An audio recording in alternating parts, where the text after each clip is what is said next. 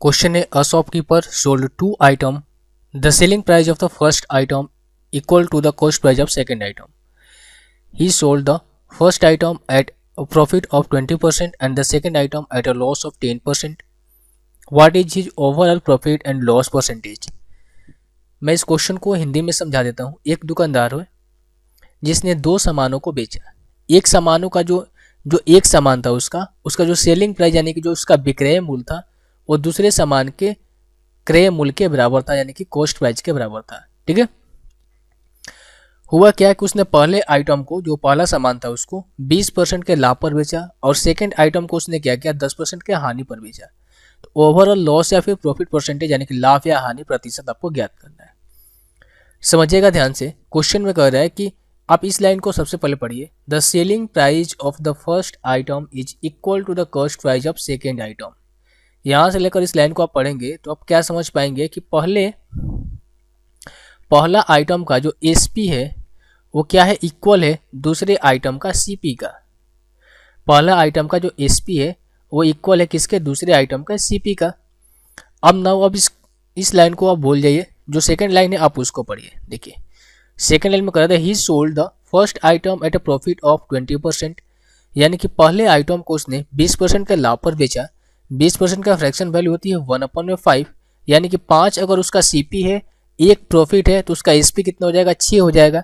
यानी कि पहले केस में हुआ क्या, पहला आइटम के केस में क्या हुआ, मैं यहाँ पर 1 लिख देता हूँ। 5 रुपये के उसने क्या लिया, यहाँ पर कॉस्ट प्राइस में लिखता हूँ, यहाँ पर एसपी लिखता हूँ। 5 रुपये को उसने सामान खरीदा, 1 रुपये का लाभ मिला तो उसे बेचा कितने के, 6 रुपये के बेचा। कितने के, 6 रुपये के बेचा। सेकेंड आइटम के केस में वो क्या कर रहा है, आप सेकेंड आइटम के केस में क्या कर रहा है कि देखिए सेकेंड में कह रहा है कि the second item at a loss of 10%। Second item को क्या किया उसने 10% के लॉस पर बेचा। कितने के, 10% के लॉस पर बेचा। 10% का फ्रैक्शन वैल्यू होती है 1/10, यानी कि 10 रुपये अगर उसका कॉस्ट प्राइस है तो 1 रुपया हानि सह के उसने 9 रुपये में बेचा। यानी कि हम कह सकते हैं कि सेकेंड आइटम का जो कॉस्ट प्राइस है अगर 10 रुपये है तो 1 रुपया हानि सह के उसने 9 रुपये में आइटम को सेल किया। अब आप आ जाइए दोबारा से पहले लाइन पर, इस लाइन पर आप आ जाइए।